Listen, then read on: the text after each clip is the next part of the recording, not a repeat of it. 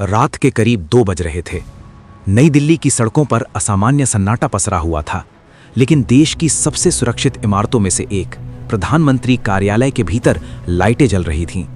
Phone की एक तेज घंटी ने उस सन्नाटे को चीर दिया। कुछ सेकंड बाद एक सूचना देश के सबसे ताकतवर लोगों तक पहुंच चुकी थी। सर, सीमा के उस पार कुछ बड़ा होने वाला है। कमरे में मौजूद हर व्यक्ति जानता था, यह सिर्फ एक सूचना नहीं थी, ये एक संभावित संकट था। कुछ ही मिनटों में एक बंद कमरे में एक ऐसी बैठक शुरू हुई जिसका कोई आधिकारिक रिकॉर्ड नहीं होता, जिसकी कोई प्रेस कॉन्फ्रेंस नहीं होती और जिसके फैसले इतिहास बदल सकते हैं। उस कमरे में 2 लोग सबसे ज्यादा शांत थे, एक देश के प्रधानमंत्री और दूसरे राष्ट्रीय सुरक्षा सलाहकार। दोनों के चेहरे पर कोई घबराहट नहीं थी, लेकिन माहौल बता रहा था स्थिति गंभीर है।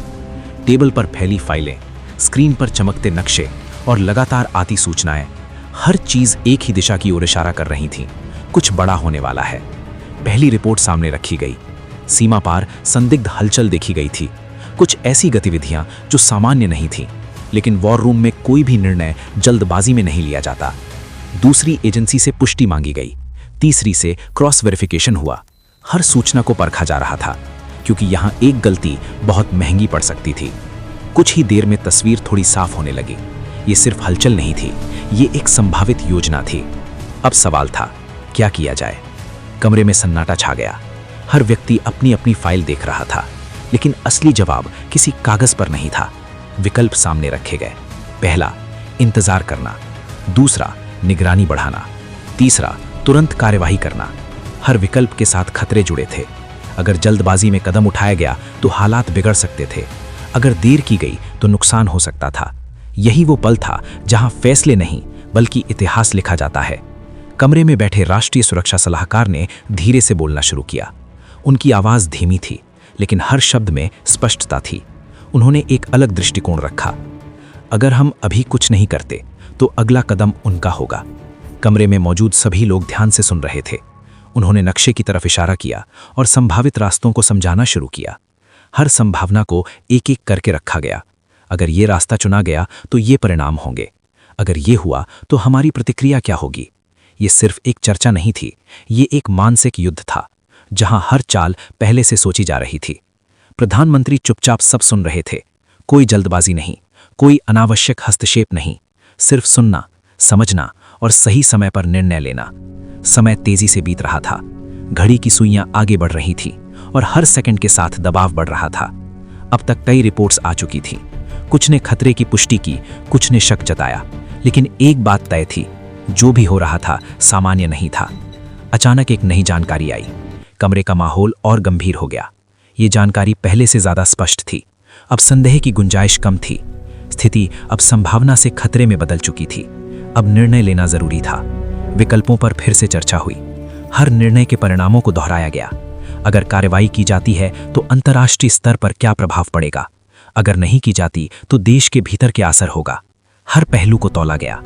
यही वॉर रूम की खासियत होती है। यहां भावनाएं नहीं, सिर्फ जिम्मेदारी होती है। कुछ देर की चुप्पी के बाद प्रधानमंत्री ने नजर उठाई। कमरे में बैठे सभी लोग उनकी तरफ देखने लगे। ये वो पल था जिसका इंतजार हो रहा था। उन्होंने बहुत कम शब्दों में लेकिन स्पष्ट निर्णय दिया। कोई लंबा भाषण नहीं, कोई जटिल शब्द नहीं, सिर्फ एक दिशा, और उसी के साथ पूरे सिस्टम ने काम करना शुरू कर दिया।